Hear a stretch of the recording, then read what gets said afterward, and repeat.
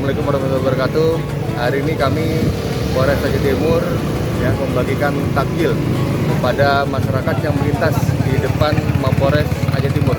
Ini adalah merupakan salah satu program kami yang Polres Aceh Timur dalam rangka menyambut bulan suci Ramadan.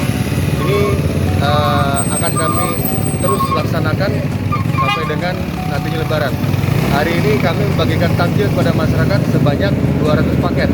Mudah-mudahan bermanfaat bagi masyarakat yang memang membutuhkan melintas di depan Mapolres Aceh Timur ini. Demikian, wabillahi taufiq wal hidayah. Wassalamualaikum warahmatullahi wabarakatuh.